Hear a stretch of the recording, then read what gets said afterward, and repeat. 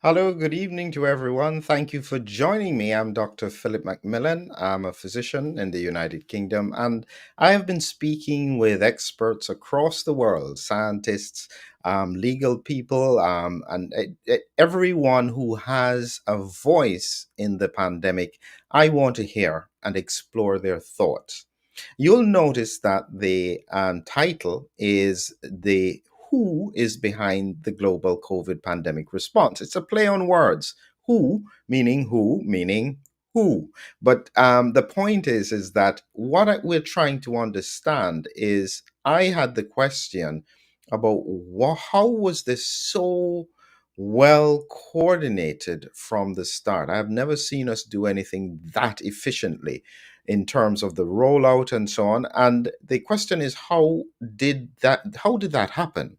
And so with me today is a lawyer who digs and finds answers and is going to be sharing some very interesting information that all we can do is reflect on and then ask what are the relevant places or steps that needs to be taken in order to protect the health of the global population and for transparency in everything that is happening.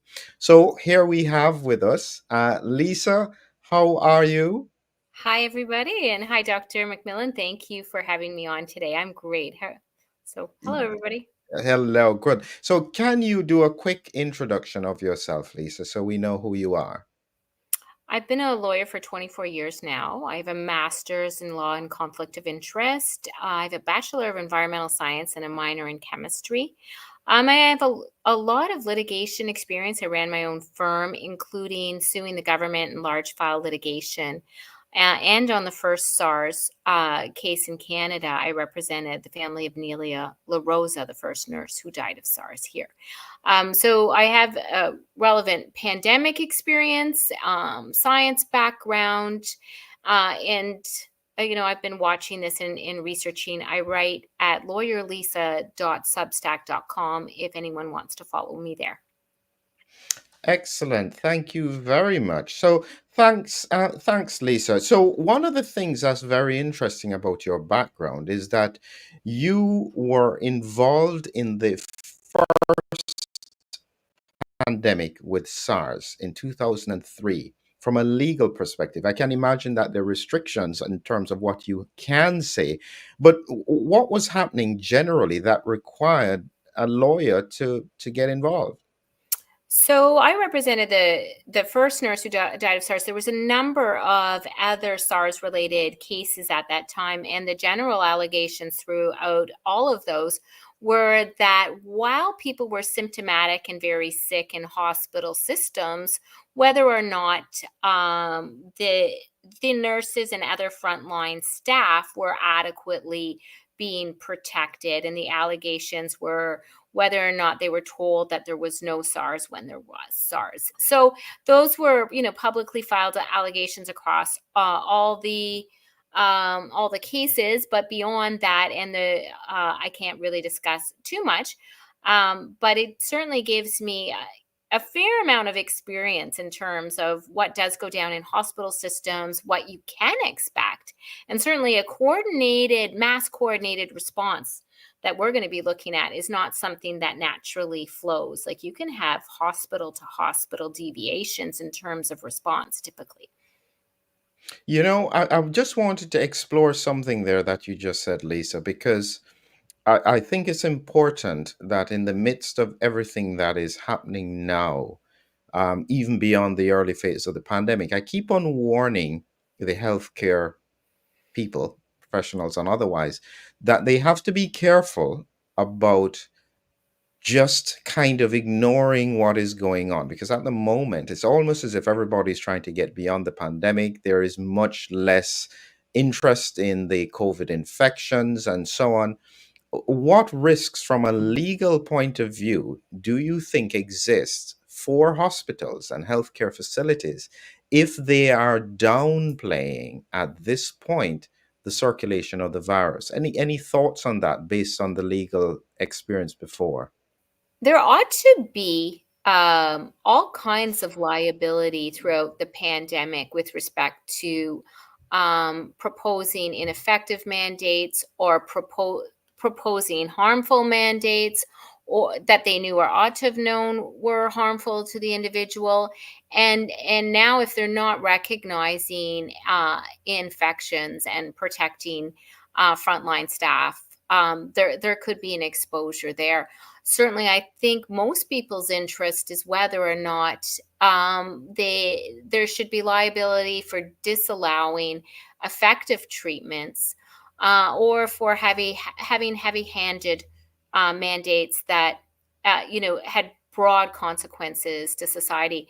So there's all kinds of legal issues that arise as a result of a hospital system or a public health system's response to a pandemic. And certainly, there are consequences that have and continue to happen for individuals with respect to, whether or not there was willful blindness or whether or not there continues to be willful blindness. And that could mean with respect to identifying cases, but it could also be with respect to the mandates that they issued. So that's definitely worth exploring. As you walked into mandates, because you're based in Canada, and one of the groups that stood out in terms of the global effect, even though it wasn't as highly publicized on mainstream media, is that those people who recognize what the Canadian truckers did, they almost created a global movement against vaccine mandates at the time. It was very upsetting for some people in Canada at the time, and it was very annoying for governments across the world. What were your thoughts with regards to what the Canadian truckers were doing when they locked down Ottawa?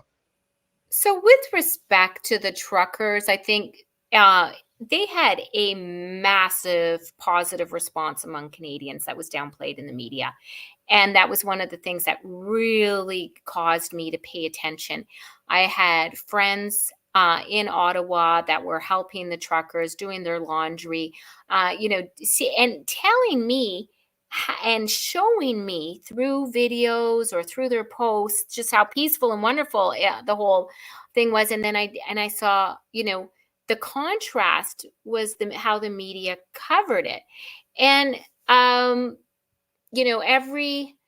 every overpass was dripping with Canadians waving flags. And it simply wasn't just the idea of the vaccine mandates. It was the mandates with respect to shutting down the economy. It was the idea that you needed to have a positive QR code to access things that you normally would have access to by right. And so it was, this creation of a medical apartheid is a very important concept for us to consider. And when I saw that there was a disconnect on how the reporting of the trucker convoy was with my direct firsthand knowledge of it, caused me to wonder about other reportings in Canada and, worldwide. And is that what pulled you into doing this kind of investigation? Because we're now coming into that global pandemic response that occurred, which truthfully, as I agree with you, I had never imagined even that we could get so coordinated on anything across the world, even with the reach of the WHO. It was quite fascinating to see, but at the same time, it was concerning to me because I recognized the pieces of science that were being overlooked. With my focus was on autoimmunity, and I was screaming, come on, guys, don't ignore this. This is important." But it was just like a train. Nothing could stop it. It just kept on going, and it was so coordinated. Never seen anything like that for any disease in the past. What were your thoughts? Well, my thoughts were, as a litigator, you end up being someone who studies people and the variations in people and the variability that people have as responses.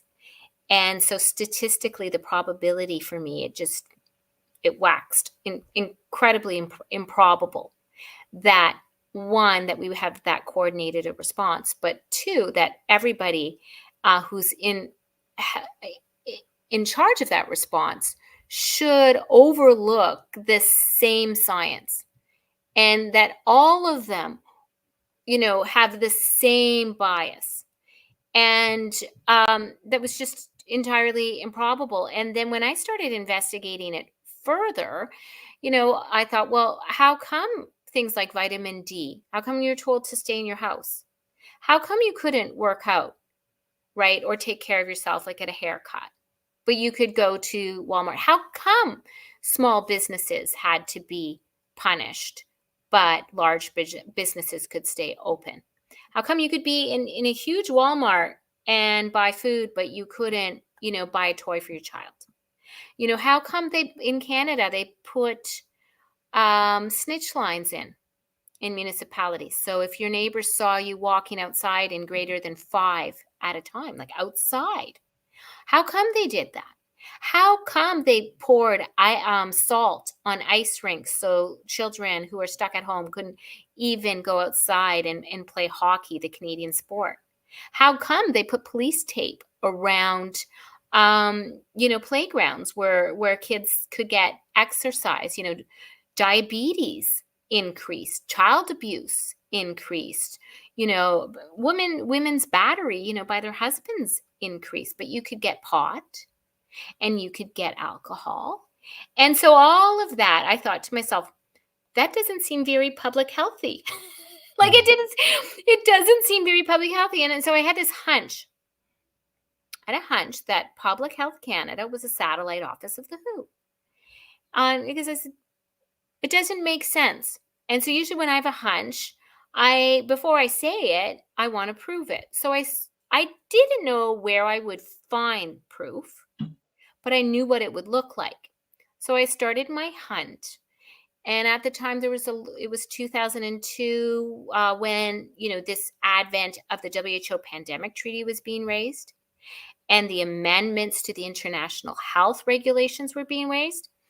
And I decided, well, why don't I look in the 2005 international health regulations? And in fact, that's where I found the concept of NFP. Yeah, explain that. What is NFP? Okay, I think it's the most overlooked 3 letters in medical freedom and globalism and nationalism right now. NFP is your national focal point of the WHO pursuant to the International Health Regulations of 2005. And what it is a satellite office of the WHO in your countries. So And let's pause here a minute just so that nobody gets confused. So the World Health Organization is liaising with countries because they have representatives from all the countries across the world. Is this NFP, National Focal Point, is it that individual who is representing a country to the WHO, or is it different? Oh, it's an you've mute. Yeah, entire go ahead. system. So Hmm. can I share screen? It might be Yes, helpful to please. present what I Yeah, discovered. So I'm going to share screen with your audience.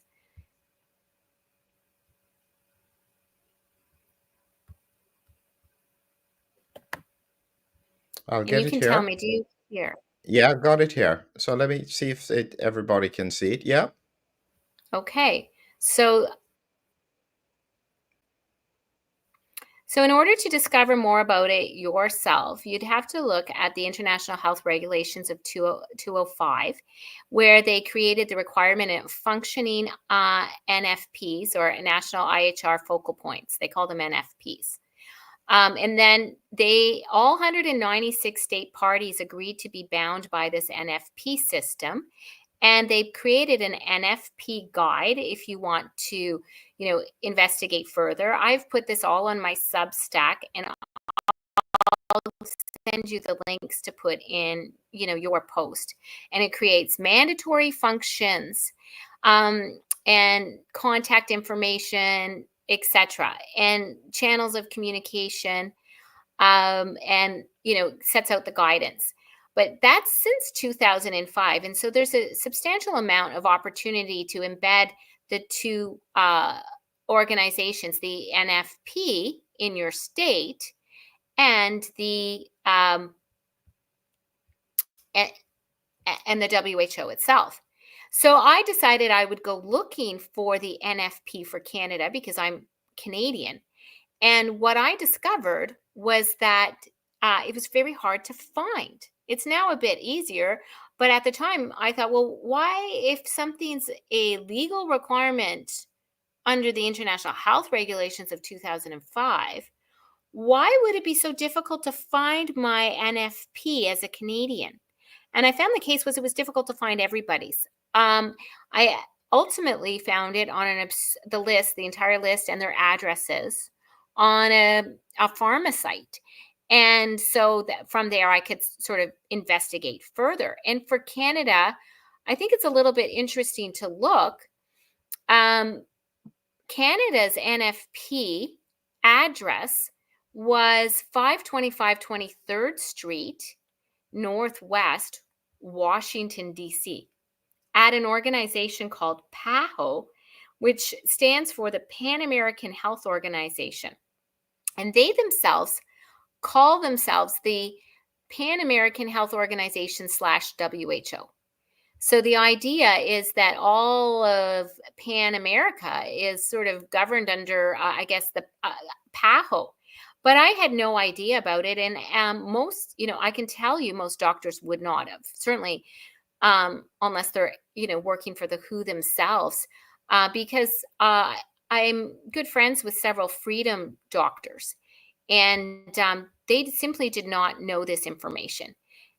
Within that, they indicated that the health portfolio for the NFP was, and this is where I feel like I did establish what it is that I was looking for, the Canadian Food Inspection Agency.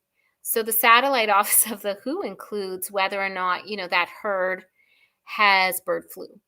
And the Canadian Institute of Health Research, I guess they fund the types of research funding for scientists, I suppose, for in health. Health Canada, the Patented Medicine Price Review Board, and that decides and people are appalled at how much Canadians paid for vaccines, COVID vaccines.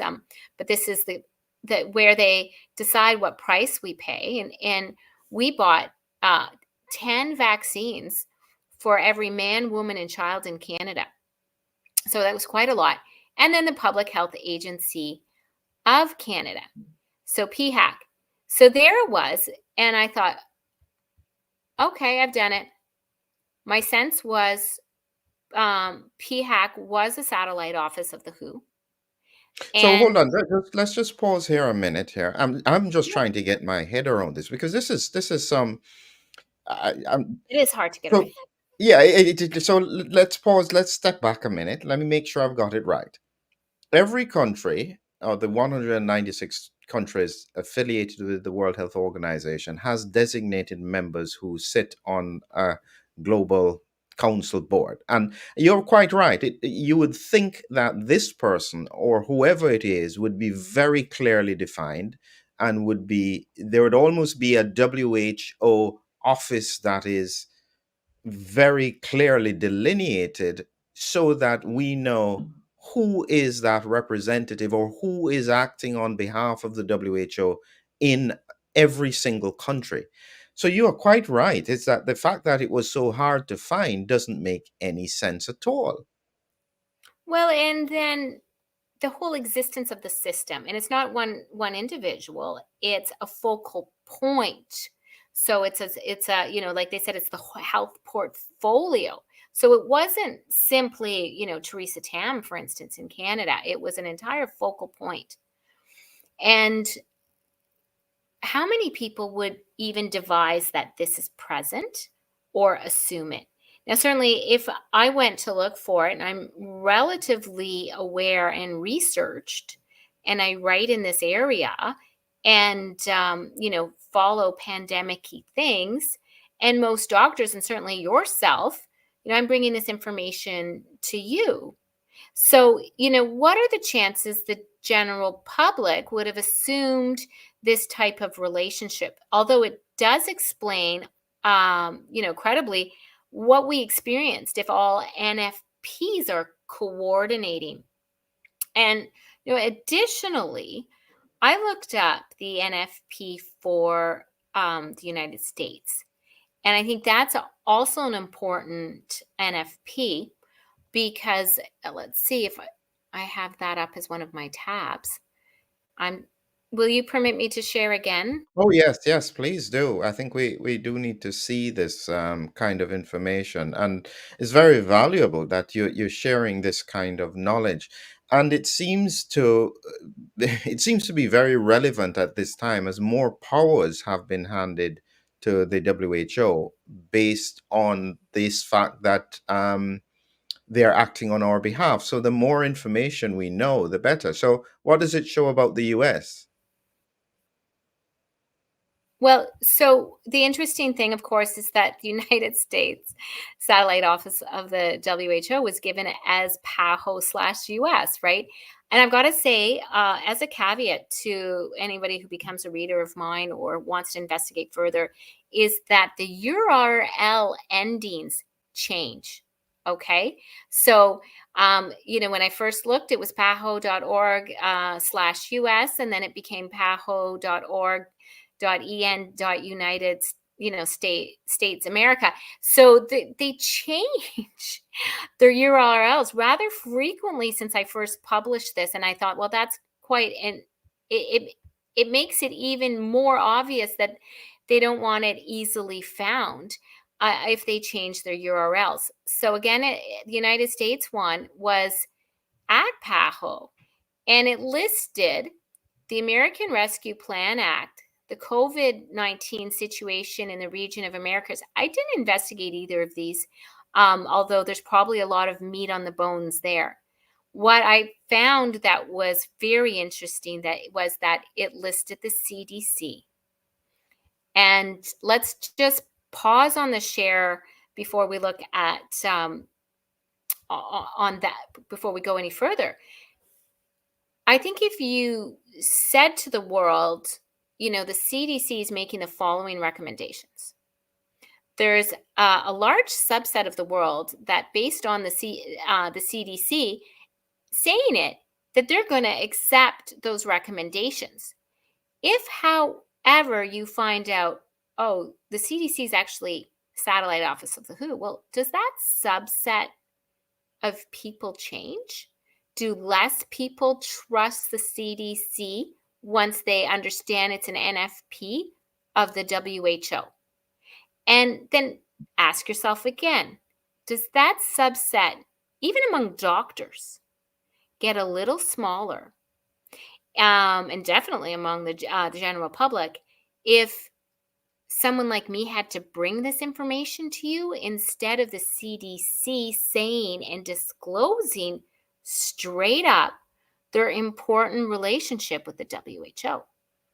Okay, Yeah, so yeah. I just pause you there because I think this is the issue, and I when I realized what you were going to talk about, I had to think carefully about, okay, well, where is the transparency of what really is going on in terms of decision making and so on? And so, what I then did is I then thought about, well, this is the constitution of the WHO. So I went and got that to try and think about it. And then what I did is I tried something. I did a control F and I typed in independent.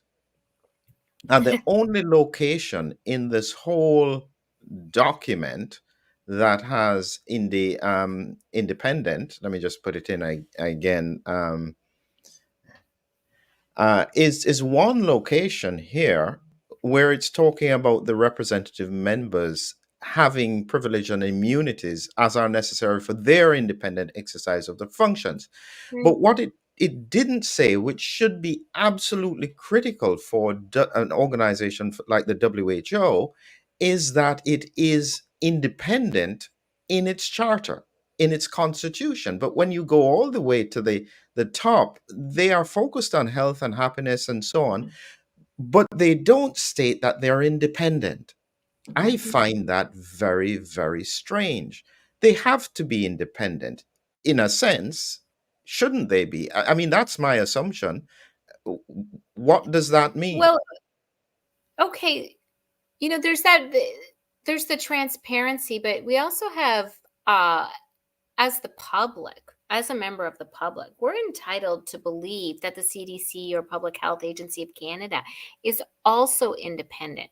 So what you have is, instead of experts around the world in 196 countries agreeing with the WHO, what you have is experts at the very top of the WHO dictating to their NFPs. And so information goes up to the WHO from member states, maybe about, cases or what have you, but the response came down the other way.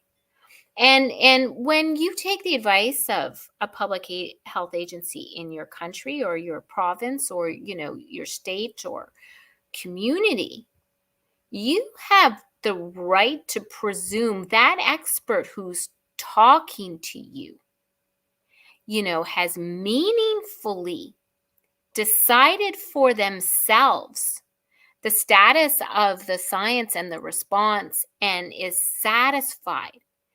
This puts into question whether, when we heard the CDC and whether we hear the CDC's pronouncements now, or in your country, or from Public Health Canada, we don't have to see them. They weren't transparent with us. We had to go hunting for this information. We don't have to, believe that they are bona fide anymore. They hid that information, and so they have the knowledge of the NFP's system and whether or not it polluted that advice, and they should have disclosed it. And the fact they did not disclose it entitles us to hold that against them, because if it was harmless, if it was a harmless disclosure, certainly we would have heard it by now. We have, if most of your viewers are very awake, I assume, and are interested in this area, and they are likely hearing about the NFP system for the first time. So pause here a minute because I just saw here somebody just mentioned that question. It's NFP. So because people come in at different times, so it's a national focal point for the execution of activities or recommendations, I guess, from the World Health Organization. And every country will have a national focal point which gets the edicts and the directions from the WHO. It seems as though these national focal points, certainly what you have seen in Canada and probably in the US, are in oversight of what people perceived were independent agencies that would liaise with probably a national focal point. You said the CDC. I would have assumed that the CDC was independent of anything like that, and the CDC would say make recommendations or listen to recommendations from the national focal point. I'd expect similarly for Health Canada, that kind of thing. So what you are saying, and so the audience understands, and tell me if I'm wrong, is that actually what we seem to have is that the national focal points potentially in most countries are directing or have the potential to direct exactly the response that each country has. Now I'm just taking this a little bit further. If this was already in place, why did the WHO want to get more power from the pandemic treaty to be able to even more smoothly execute decisions at the level of the WHO. That's confusing to me. Well, they held a lot of power as a result of the 2005 national focal points. Those focal points have wormholed themselves in our countries, and the additional uh, focal point listed for the U.S. that I hadn't mentioned but was up was um, foreign assistance, which is how the U.S. spends its money. And, that's also very important because then you have foreign assistance, which moves money for the for what who for the benefit of Americans, for the benefit of the world. How does that work? It only leads more questions. Does the money that moves through foreign assistance as an NFP, does it move to other NFPs? Do we know how the funds are being utilized? Does it bypass the FinTrack and other reporting requirements of the banking system? There's only a bunch of questions, and, millions and billions of dollars have moved through the NFP system. So this isn't just, and it's already massive when you look back at the pandemic and consider that the CDC is not independent, that Public Health Canada and Health Canada, and even our Food Inspection Agency isn't independent. It's connected to the WHO.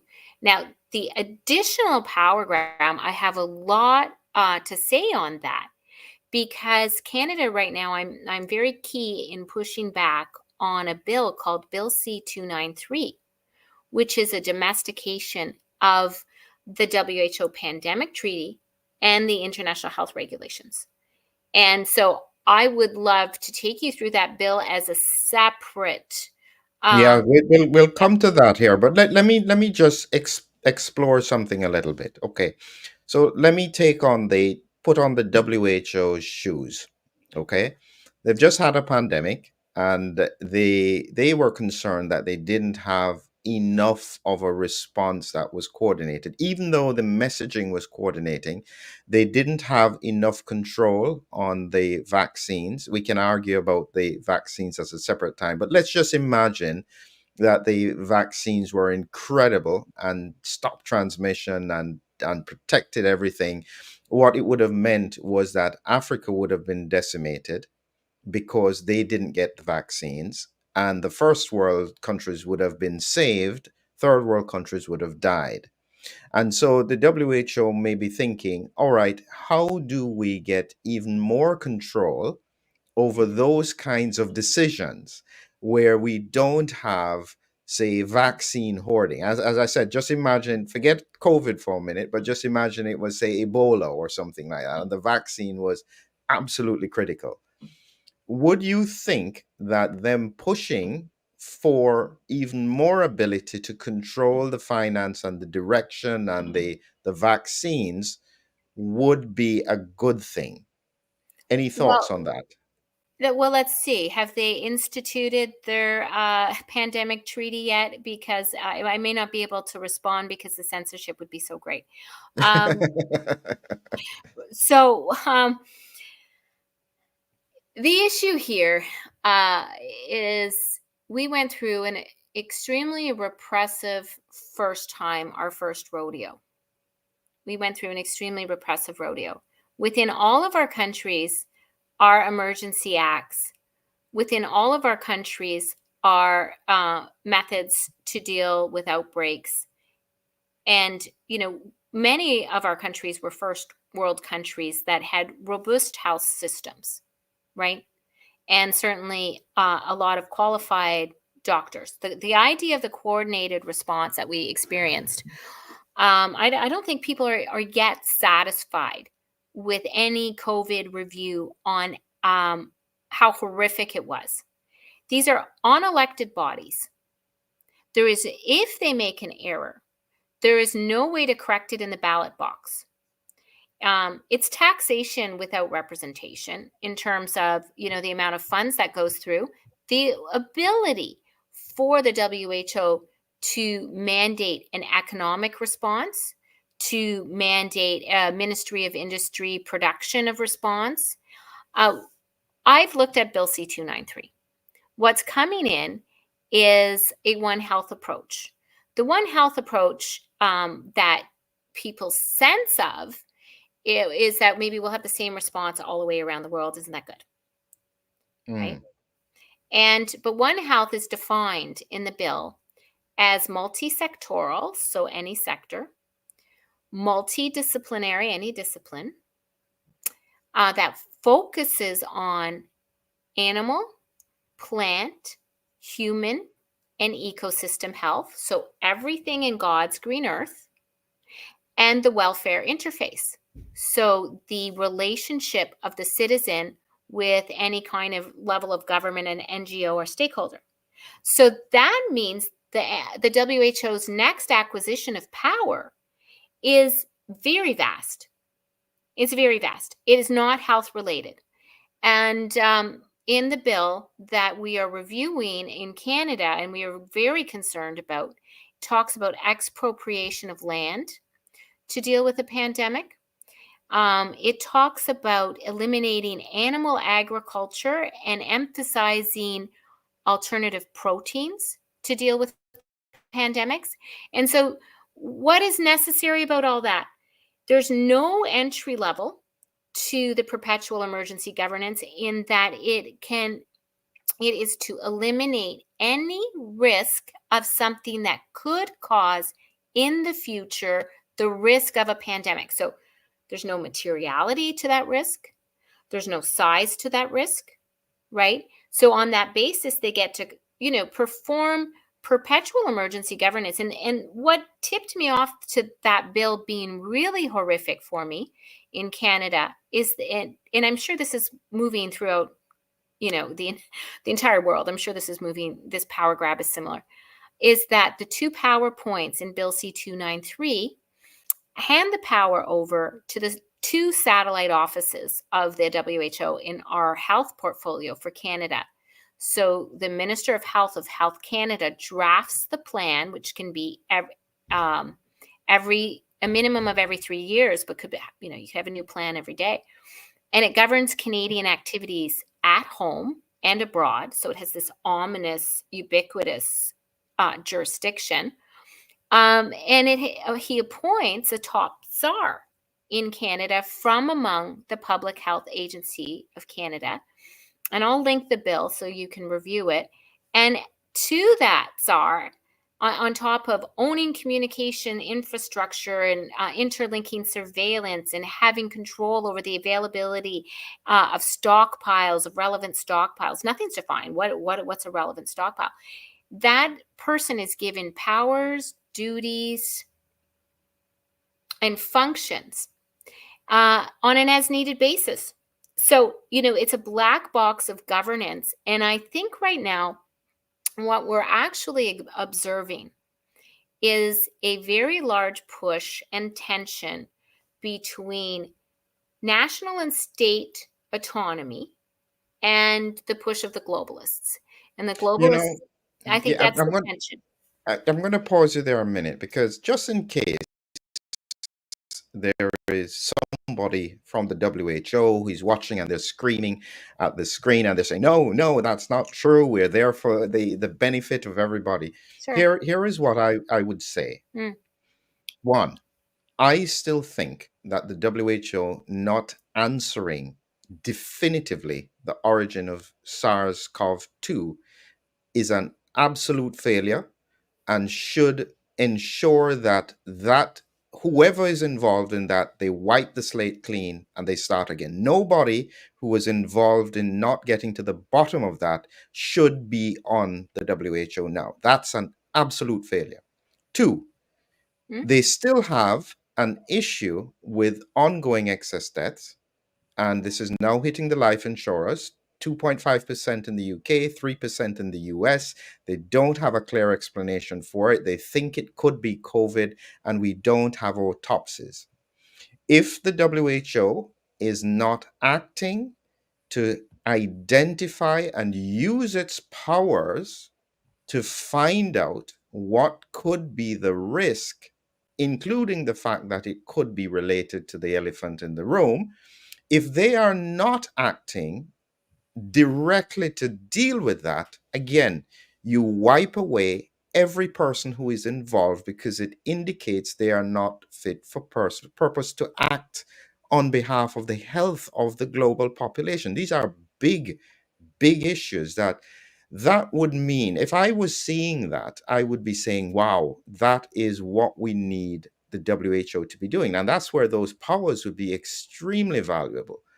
But when you have a situation where we are not able to address those things easily, that is very, very concerning. And so this is where I think that I am worried about the fact that there doesn't seem to be adequate focus on the health. We still haven't even dealt with the comorbidities. It was a comorbid pandemic. Nobody's talking about the obesity and the hypertension and the And diabetes. Dr. Phil, Mhm. and Dr. Philip, do they pay attention to any of your concerns? It's a I one-way don't know if traffic anybody only. pays any attention to And my it's very, concerns.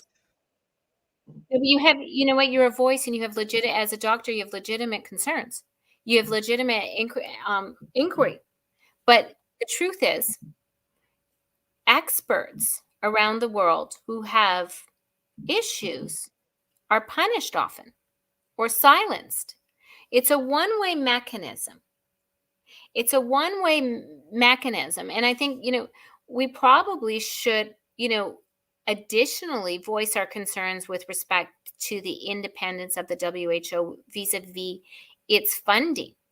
Because a lot of people, in addition to not understanding that their own individual countries' voices might be at in a conflict of interest. Like, we have the right to want and expect transparency. So if the national focal point was not made transparent throughout the pandemic, we have a legitimate reason to wonder why. Then, with the heavy-handedness about it, you would think if it was a two-way system, Public Health Canada, or in your country or in the US, concerns of the citizens there would be a mechanism. But this is not an accountable body. So the fact that they want more powers after, there's a lot of noise about, excess death and concerns about how heavy-handed all of the COVID pandemic was in terms of people's civil liberties, medical apartheid issues, and transparency with respect to possible medical treatments, which could have been beneficial and saved lives. And that's obviously a whole bunch of liabilities flow from that. But our biggest concern now is whether or not, if we don't expose the NFPs, will they do it? If they're grabbing more power through the WHO, is that power that's being centralized through the pandemic treatment treaty or the international health regulation amendments, is it being centralized again through an NFP system? Right? And so we, as citizens and as professionals, have a duty to try to unpack all of this and bring meaningful discussion to the public square so that we know, what we're walking into, how to evaluate pronouncements from the CDC or Public Health Canada. We want that transparency. And then the failure to be transparency, does that come in turn with an accountability? Like a So mea. you'd mentioned something that I think is now very important, because at the end of the day, it does seem that money makes the world go round. And you had shared something here that I think we all kind of know, but we probably need to just reflect on it based on what you've said about the national focal points, about where and how does the funding come through the WHO. And this is something you've shared earlier here. Can you just take us through this slide? Okay, so I think a lot of people would be stunned, and certainly I was, to find out how much of the WHO's budget comes from non countries. And so, right now, almost 89% of funding comes from organizations that, pardon me, that aren't your country.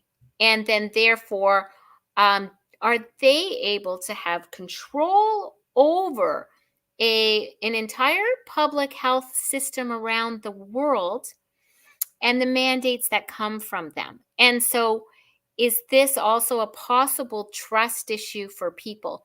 So, we have, the lion's share is Bill and Melinda Gates Foundation, uh, Gavi, and these are in the millions.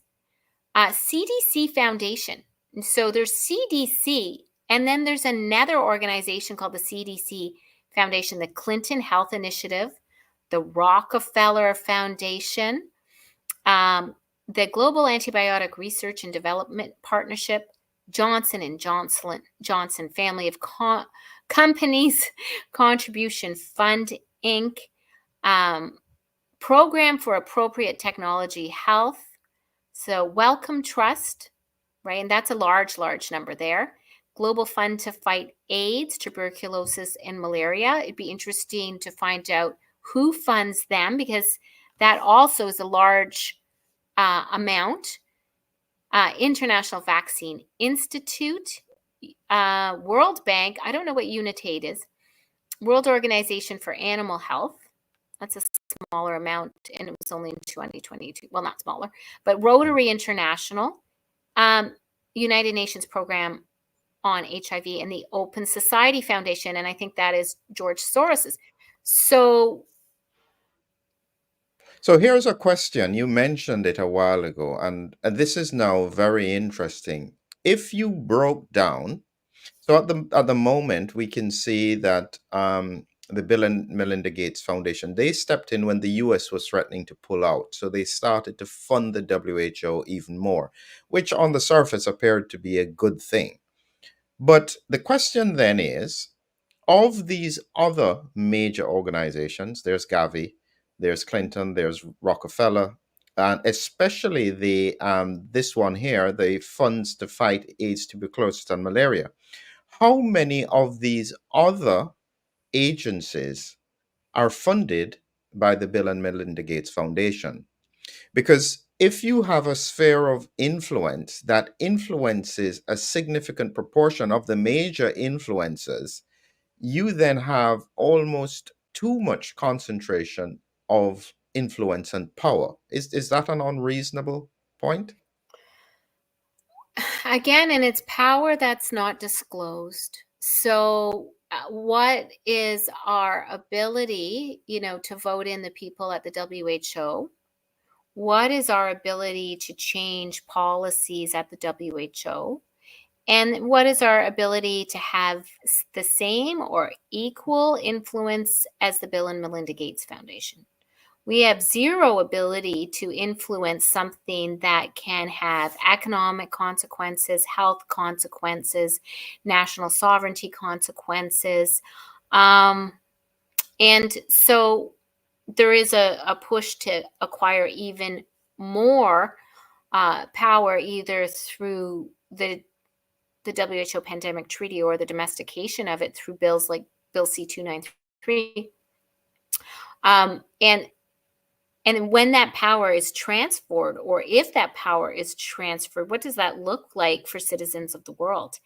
And so are we placing trust and personal autonomy and our freedom of speech into an organization that isn't transparent and that we don't have the ability to claw back?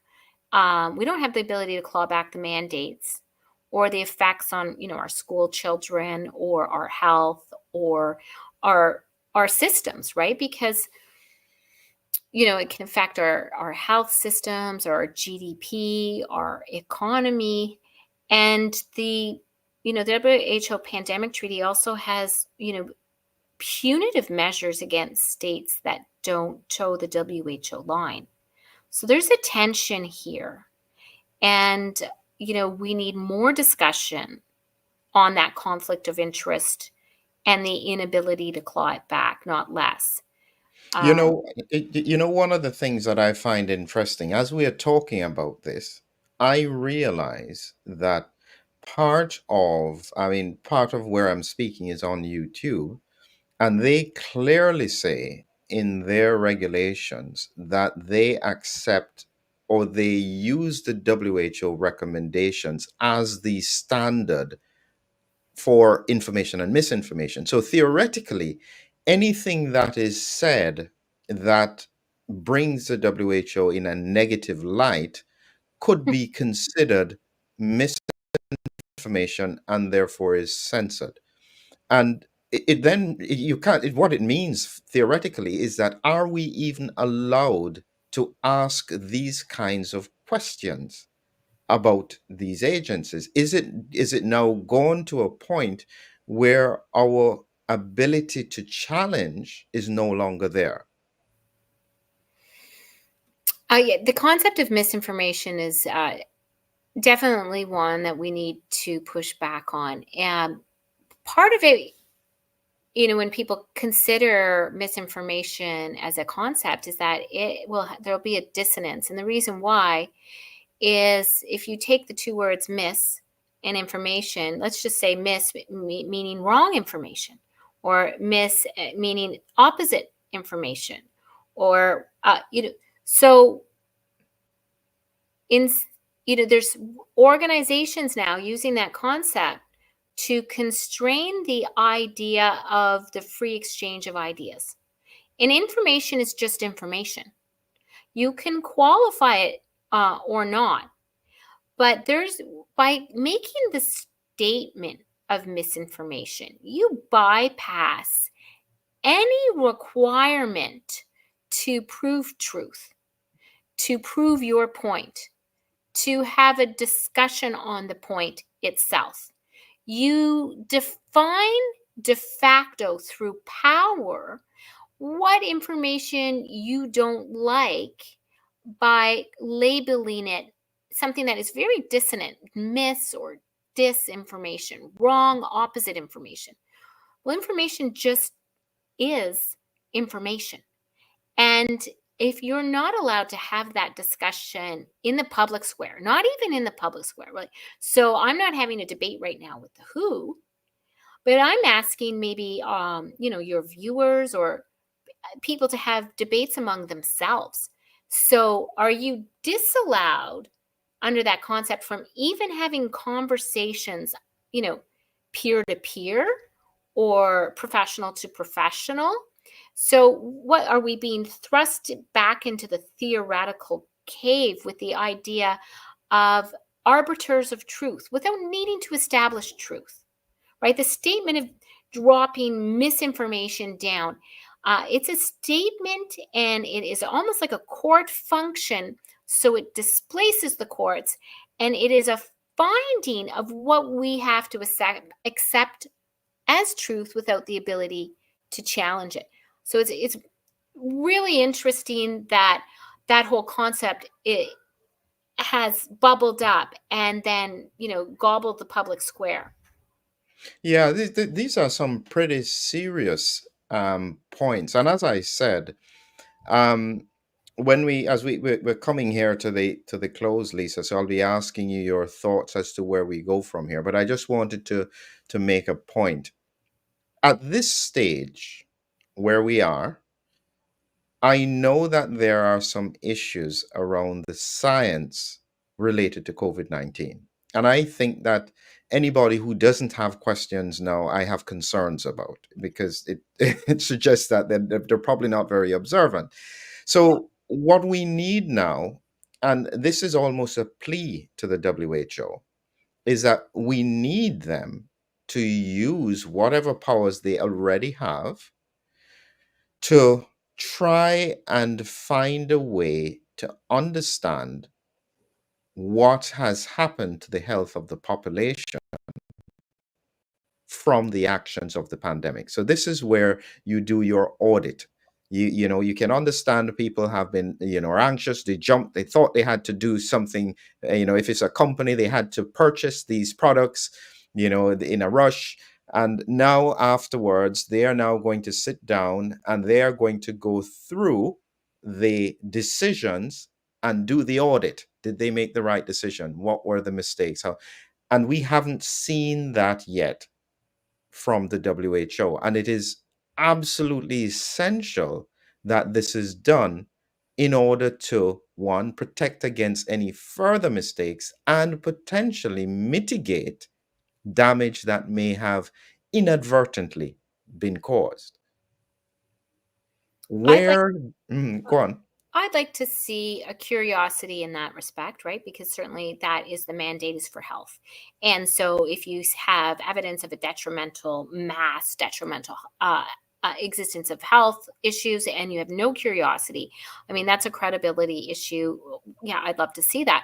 I'd love to see also the free exchange of ideas because in all history, it is the free exchange of ideas that has progressed us and rather than restrictions. And so you have a top-down approach, and the top-down approach was within each country, and the top-down approach then nestled into a very few power brokers.